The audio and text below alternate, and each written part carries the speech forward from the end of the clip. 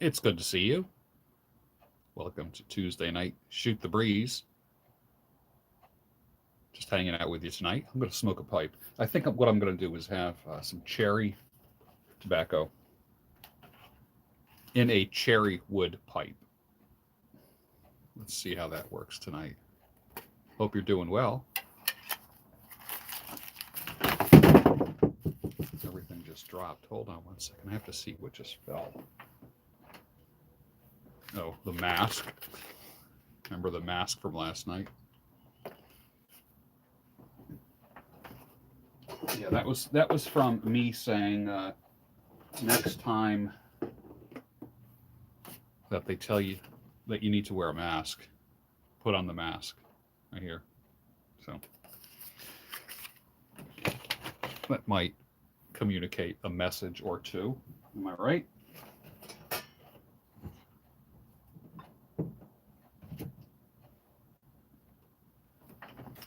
Where were we?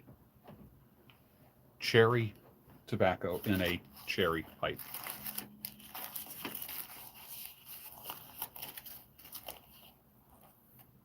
This is called Cherry Ambrosia, which is probably one of my favorite.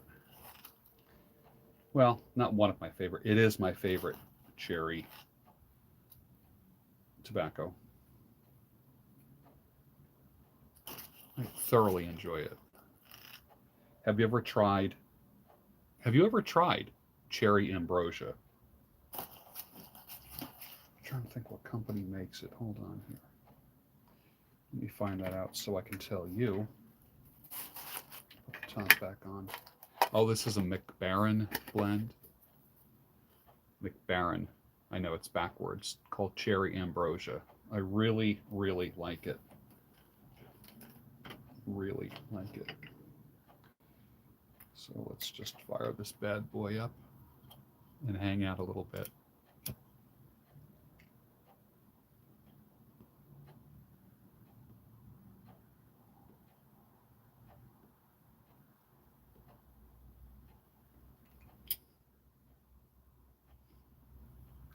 In a Mr. Bragg cherry wood pipe. It's a poker and it's also a sitter, which means that it'll, I can just put it on the table next to me. It's compared to a regular pipe. You can see the size. So it would sit like this.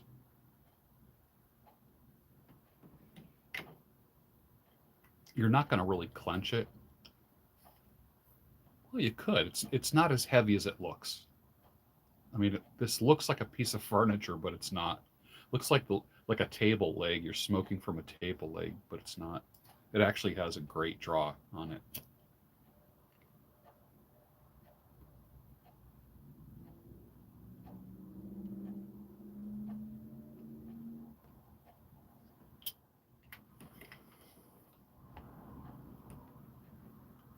Yeah. I am out in the shed tonight. I'm not in front of my laptop. I am on my phone right now. So let's fix this angle. That's much better. Here we go. I hope everyone's doing well tonight.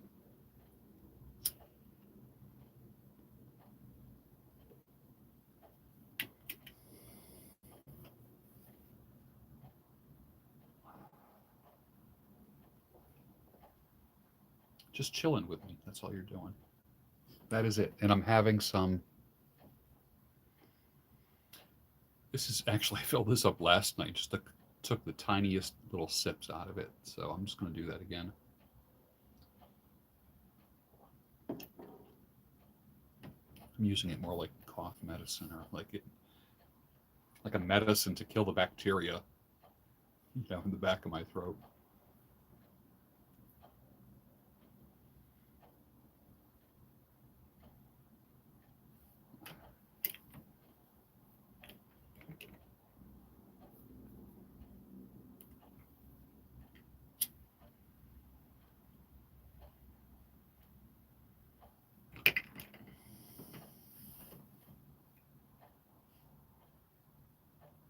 Mr. Bragg. It's a Polish pipe. It's made in Poland.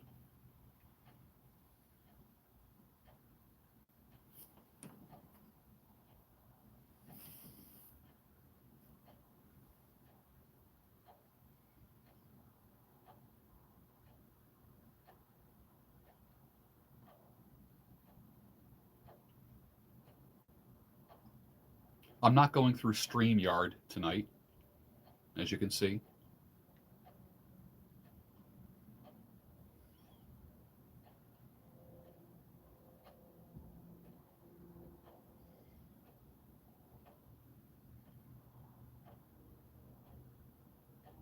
And I haven't gone straight through YouTube in a long time. This is going live straight through YouTube. And it seems like it's going in and out of focus. And I'm not crazy about that.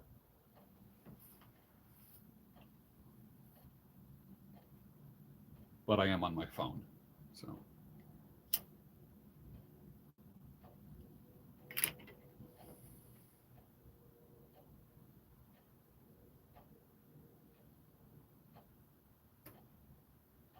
I was going to do a video tonight on a fella that said he wasn't doing well when it came to finding a woman.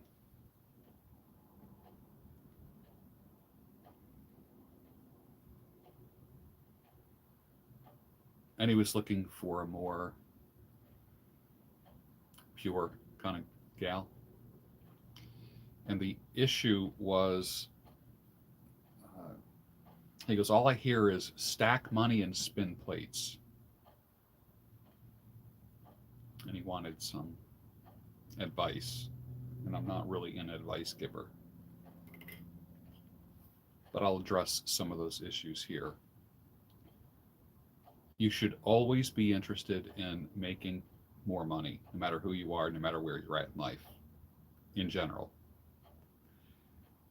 You're constantly growing. In the same way that you might add more reps or sets or plates on the bar when you lift, you should always be looking to improve your income one way or the other. Never stagnate when it comes to income. That just demonstrates laziness, complacency, lukewarmness. And you might wonder why things aren't working out for you in life. It's because you're lukewarm, not going for things with a little extra gusto. You're not putting to practice the things that I say about, sucking the stomach in, chest out, shoulders back, head held high, walking 25% faster. You're just happy with your little salary. Salary is a motivation killer. Peter, thank you for joining. Salary is a absolute motivation killer.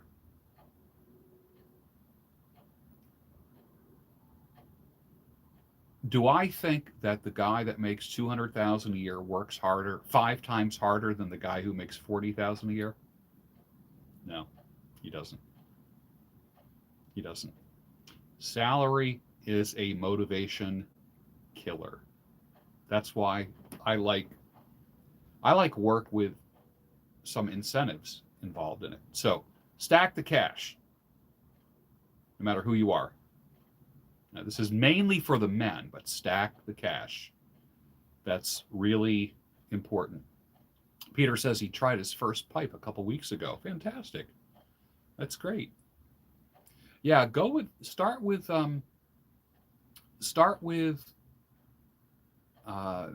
aromatics first.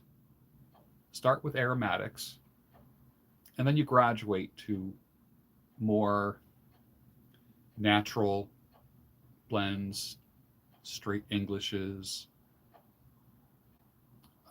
Virginia with burley, straight burley blends. Yeah. So stack the cash.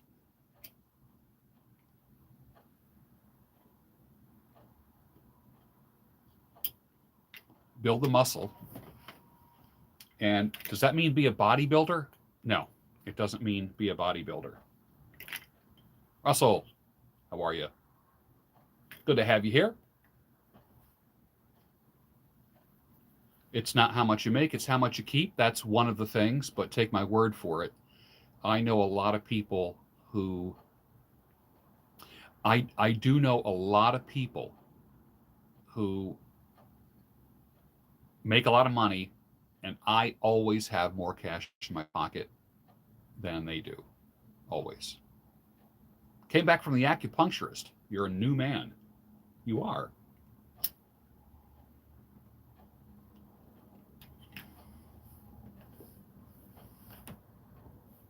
Life is good here.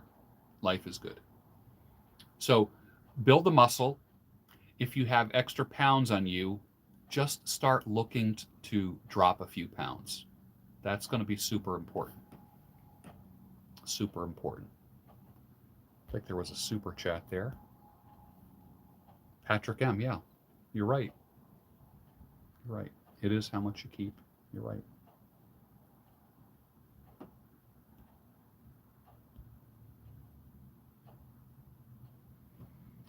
Favorite carnivore crisp? Probably the brisket. Brisket is my favorite. Absolute favorite. You know who else is into them is Christina, the lady truck driver. Yeah, she loves the carnivore crisps. So build a little muscle. That doesn't mean be a bodybuilder. That means use some progressive resistance, whether it be with bands or weights. Everybody can stand to lose a few pounds. I don't care who you are. Everybody can stand to lose a few pounds. So build muscle, lose weight, reduce weight, I should say. Stack the cash. Okay. Now, remember the original question was something like, I had this great woman, 6 months ago, but she left. But the reality is this. My thing is this. And I responded to him. I said, great woman. A great woman wouldn't leave you. So stop calling her great. And I said, sounds like you have one-itis, man. One-itis will kill you. That's when you're focused on one thing. So what happens is you feel lost or in a bad place because your only option split on you. But is the answer spinning plates? Now, do you want to be sticking your dick in 5 or 6 different women? Come on. I don't. I don't. Been there, done that. No more. Don't want to do that. Because if you are putting yourself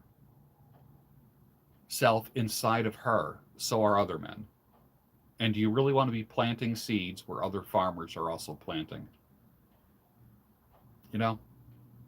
Seriously. Seriously. Now,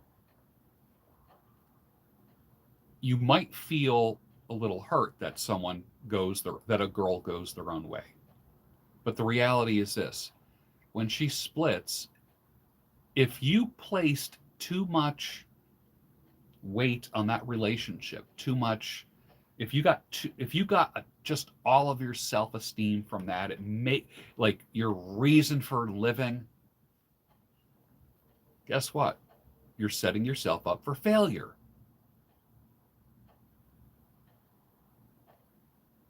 I know a gal that was dating a guy for a very short time, and I guess it was only after a month. He said, "You're my world," or "You're my everything." And her response to me was, "Ooh, that kind of creeped me out." No woman wants to be your world.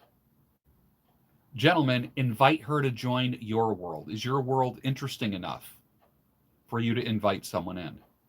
And would they want to stay there? The minute you bore a woman, and you've been hearing this, and I've been teaching this for about 30 years, thou shalt not bore. The minute you bore a woman, she's history. She's gone. So why bore a woman? Make yourself interesting. How do you do that?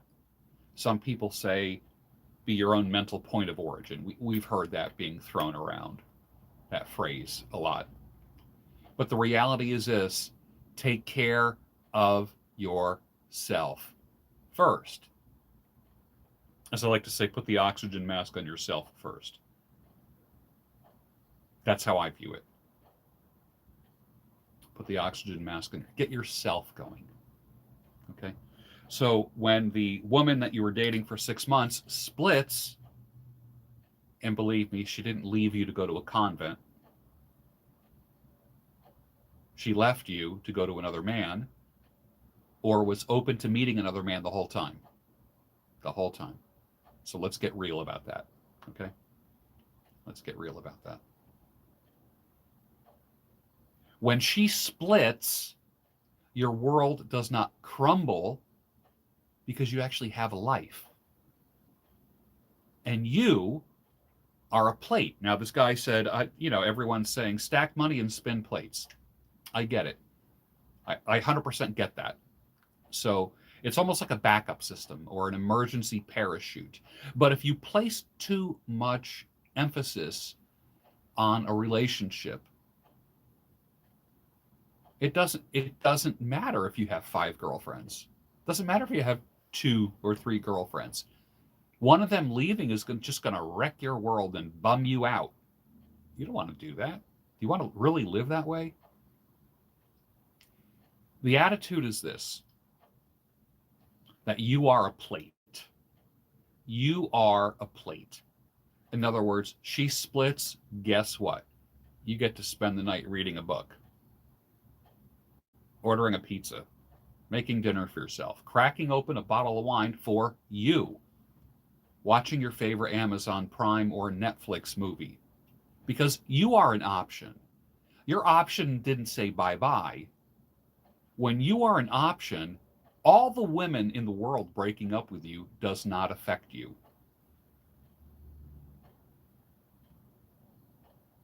T. Michael Boyle from Tampa. Good to see you.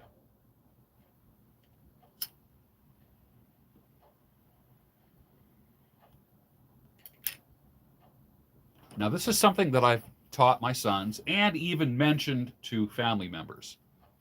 The three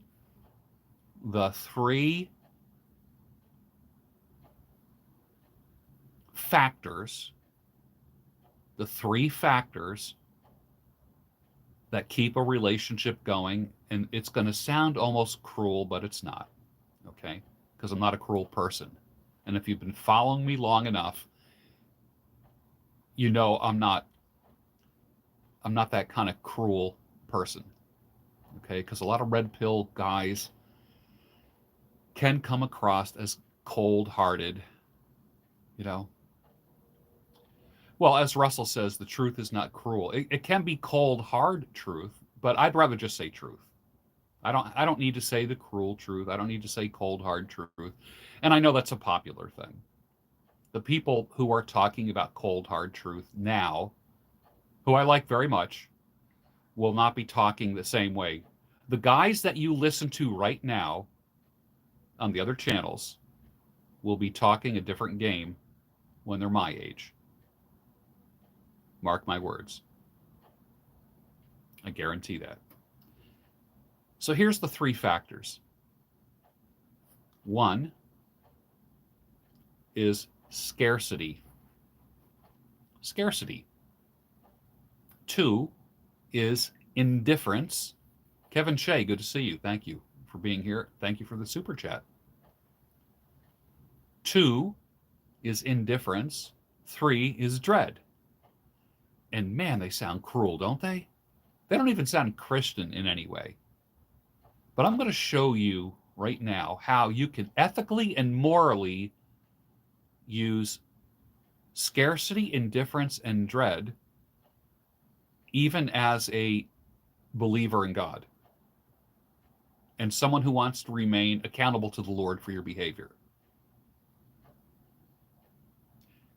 I speak from experience because for a long time I didn't. I can't speak with pride about my faith. I just can't. I can't. Huge failure. Huge failure.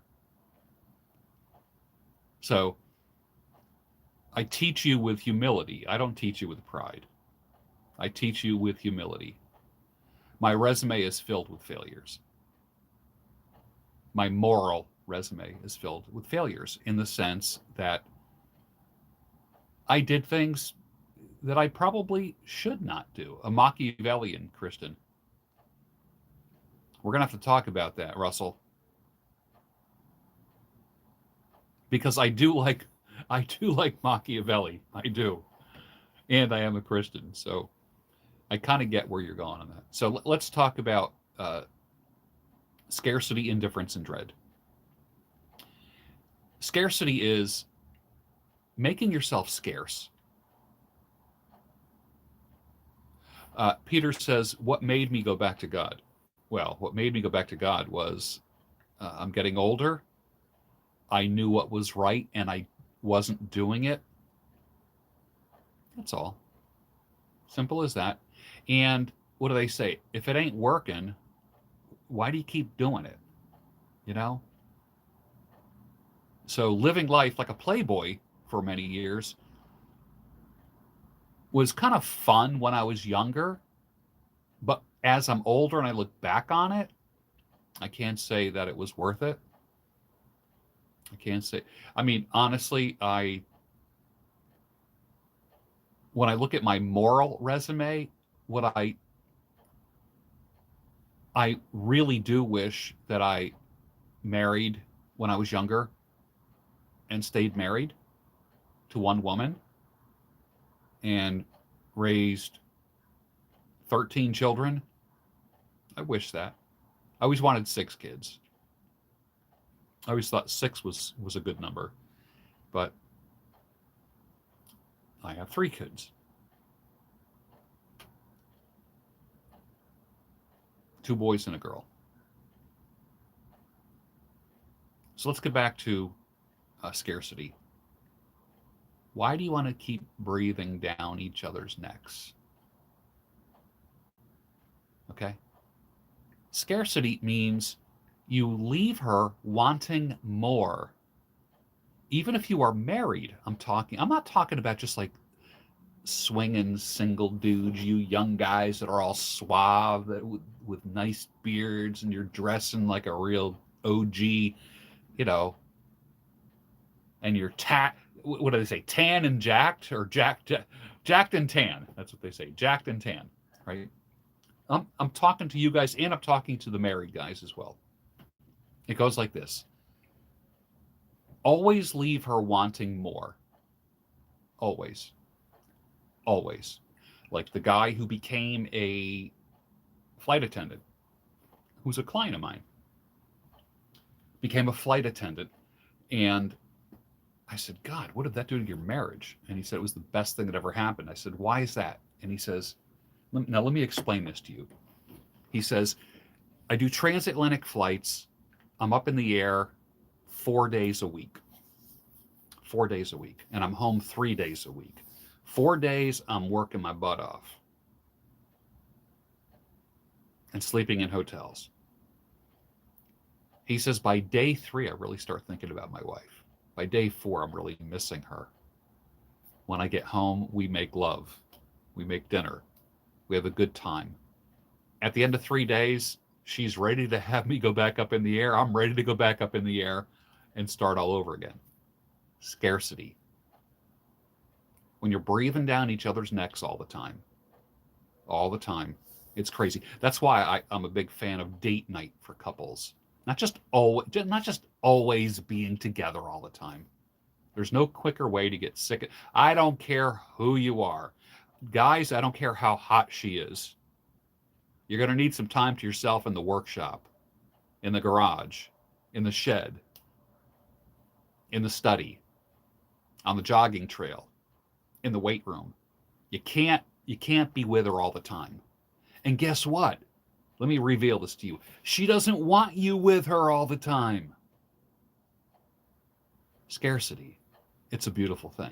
If you are insecure, I want you to check out your own internal stuff. What makes you insecure that you have to be around her all the time? Is it a lack of trust in her? Have you been abandoned often? Do you have a history of being abandoned by anyone? and you just have to be connected at the hip with her. Understand where I'm going with this? Scarcity. Number 2, indifference. If you give a crap about everything that she says and she does and everything that happens, you know the phrase, don't cry over spilled milk, then guess what? Then guess what? Everything's going to bother you. You have to have a little bit of indifference. This is how it goes. If indifference could talk, it would say this: honey, I love you, but I love me that much more. It's exactly what it is. Scarcity, indifference, and the last one, finally, is dread. She desires you so much, and she does not want to lose you. She doesn't want to lose you. It's not that she's afraid of losing you, because I don't think it's a good thing to. I don't think it's a good thing to instill fear in people. And dread is that's the only word that I can come up with, and it's a popular word. We've heard it talked. A million people talk about it. Dread is one of those things that keeps people. You know what dread is? I'll tell you what dread is. Dread is when you slow down when you see a cop. You're driving 55, 60, in a 40, you see a state trooper up ahead, you slow right down. We keep the speed limit, or somewhere near the speed limit, because of a little bit of dread. Okay? It keeps us in line. Laws are not bad things. So in relationships, think about this. In relationships, if you are a shithead with her and she doesn't want to be treated like shit, she might say to you, I can't do this anymore. And you go, I promise I won't do it anymore. I promise. I won't say that again. I won't do that thing again. Whatever. Now the dread's in you because you're afraid you're going to lose her. Well, that goes in both directions. But if you are a man and you are the leader of that relationship, there's always a leader in a relationship. There's no such thing as an equal. These women on dating websites, I'm looking for my equal. Really? Really? Okay. So you're looking for a roommate. Okay. Or just a fuck buddy. You're really not looking to admire. You don't want to be put on a pedestal, but you want to be admired, don't you? Women want to be loved, men want to be respected. Dread keeps everybody in line. It keeps you driving the speed limit.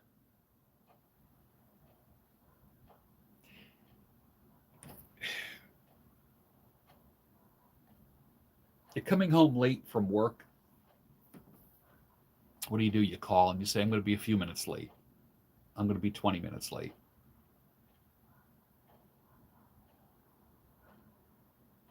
Because she's wondering, where are you? You're usually home at a certain time. Where are you? I remember I knew a woman whose husband cheated on her. Dude was a real player. And they got back together. And I remember asking the woman, I said, do you trust him? And her answer wasn't immediately. Okay. And she says, and I'm doing it at the same speed that she did. Okay. She's like, she goes, for the most part, yes. But if he's not home when he says he's going to be home, I start thinking that he might be cheating. Those were her words. That's not dread. That's just cruelty. That's cruelty. if you are trying to repair a relationship where you messed up, you got to stick with your commitments. I don't care who you are. And you're not going to learn this in the boyosphere. Ain't going to happen. No one's going to teach you to stick to your commitments like that. Okay. So, scarcity, indifference, and dread. And I'm going to give you a fourth, which is kind of like a little bonus. And it goes like this. And this is going to sound very unchristian. Be the man she wants to fuck, not the man she wants to marry. Do you hear me? In other words, stir up desire in your woman that she wants you and desires you.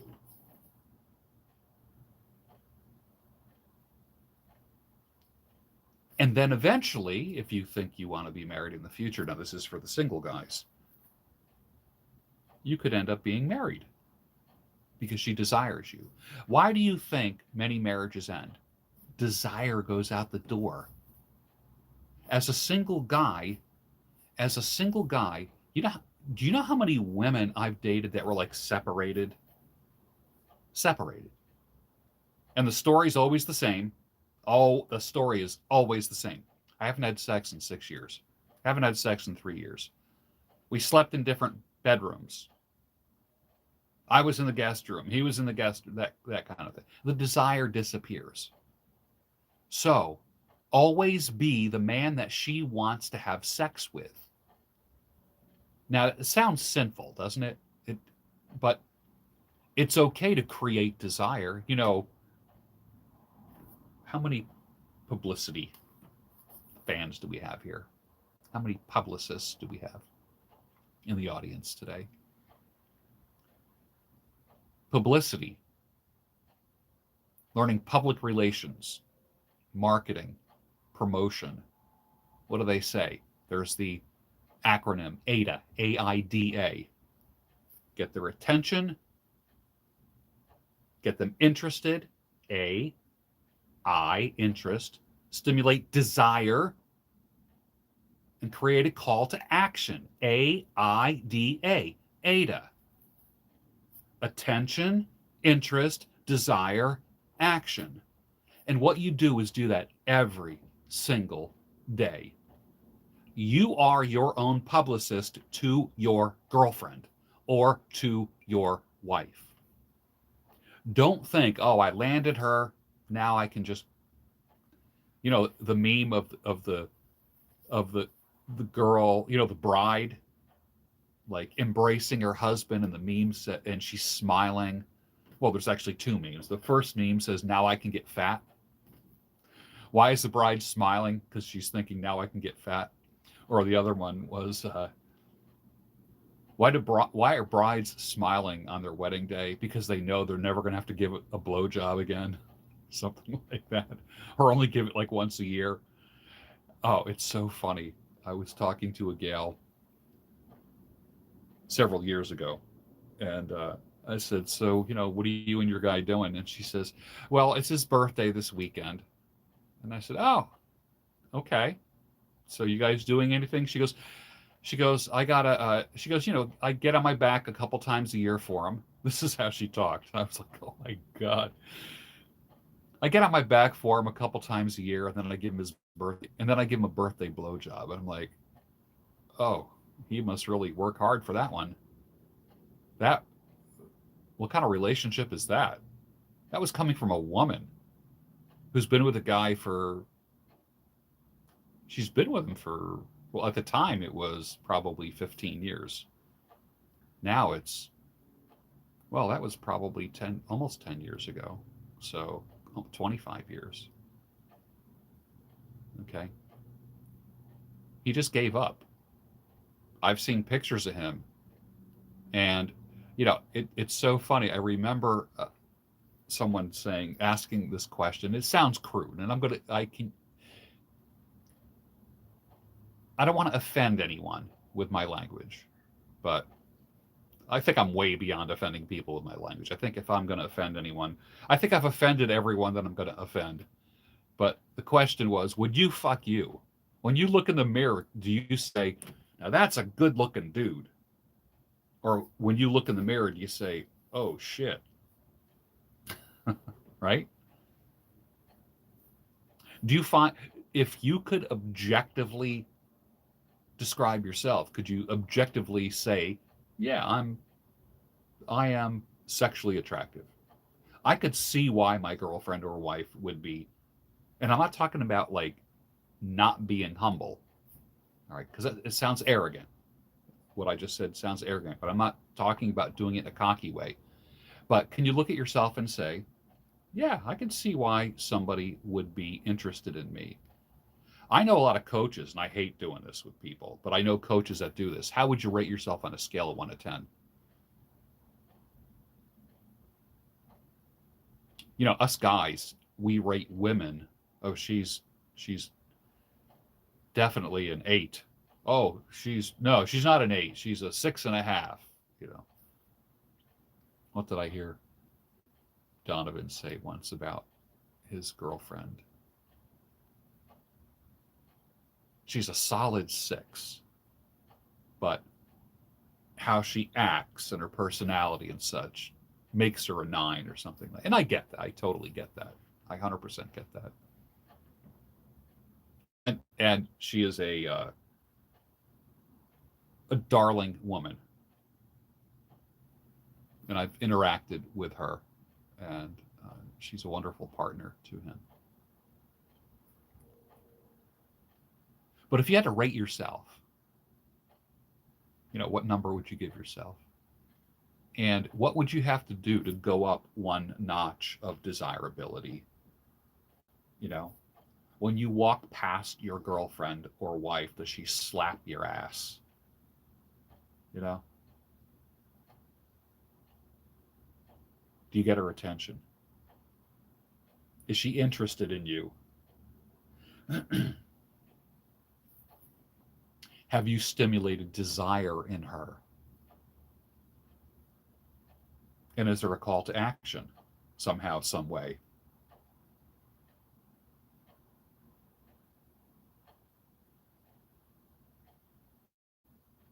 So, scarcity, indifference, dread, be the man she wants to boink and not marry. If you become the guy that she wants to marry, let's say you guys that are dating, if your goal is to like just be the man that she wants to marry, romance and sex starts with romance, ends with sex, and goes back to romance in the cycle of life. Some people say sex is the glue that keeps a relationship together. That might be true in the beginning, but it starts with romance. Men are the ultimate romantics, trying to win a woman over. Hence these crazy first dates that they go on. And then there's sex. But what about, and my contention with all the guys that say sex is the glue that keeps a relationship together, what happens when you're older and you're not having sex? What happens when you're 70 years old?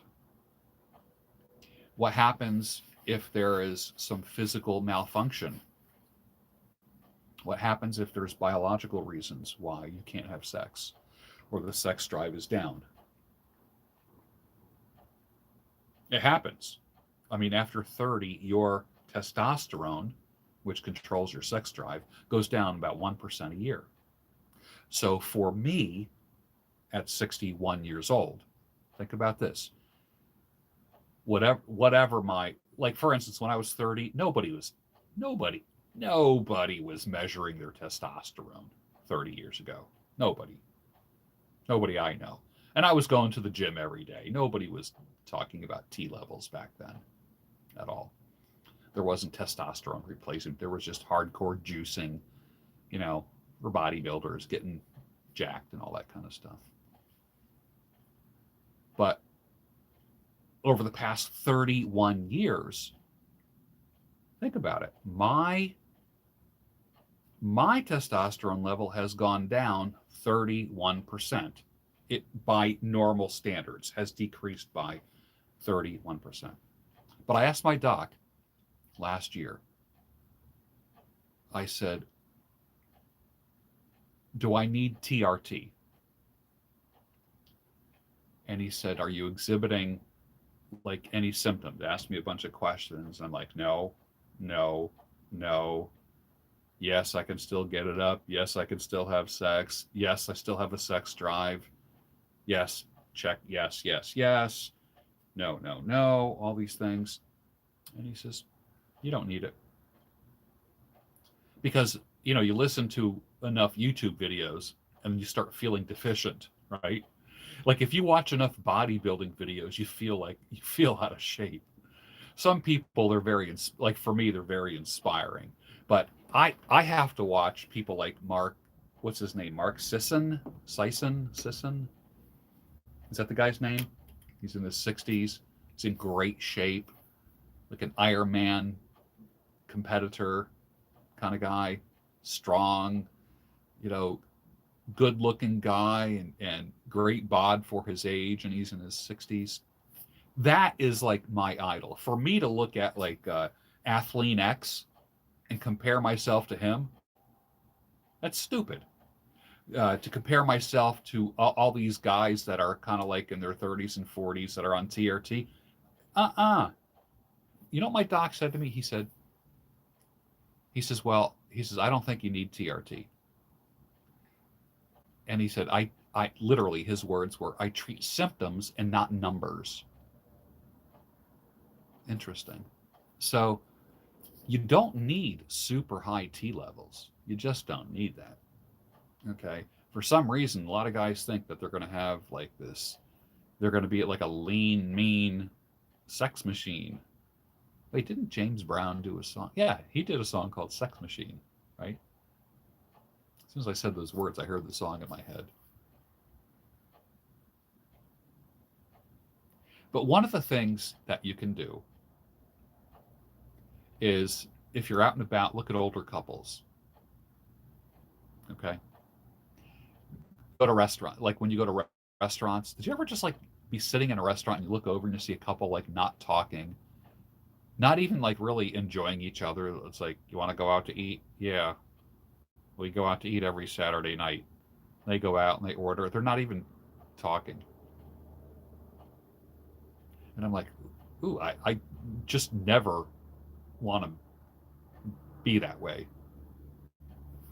With my girlfriend, wife, if I ever get married, like whatever. And then you look at some couples and they're vital, and you can tell that behind closed doors, they're just having a robust romantic life. And it shows. They both have a glow on their face. They both look healthy.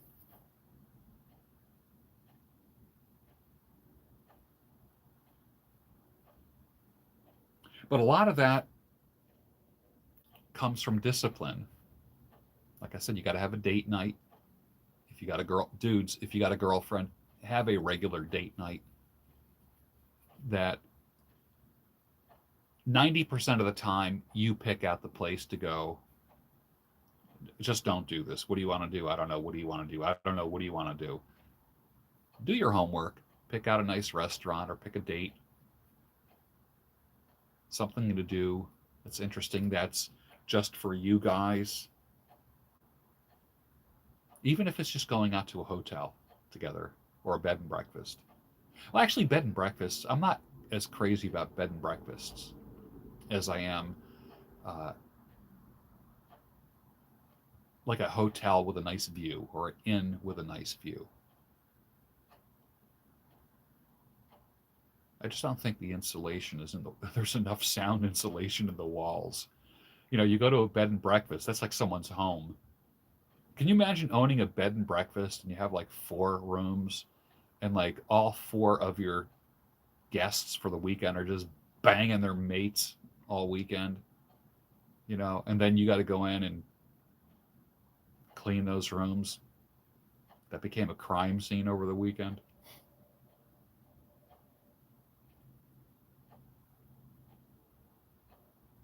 Guys, be in charge. Be in charge, and not in a domineering way. I've I've heard people say this in the past. Men should be dominant but not domineering, and I hope that makes sense. Be dominant but not domineering. Be masculine but not macho.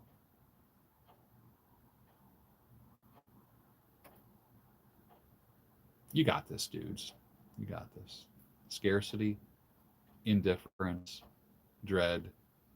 Be the man she wants to boink, not the man she wants to marry. Keep that desire up.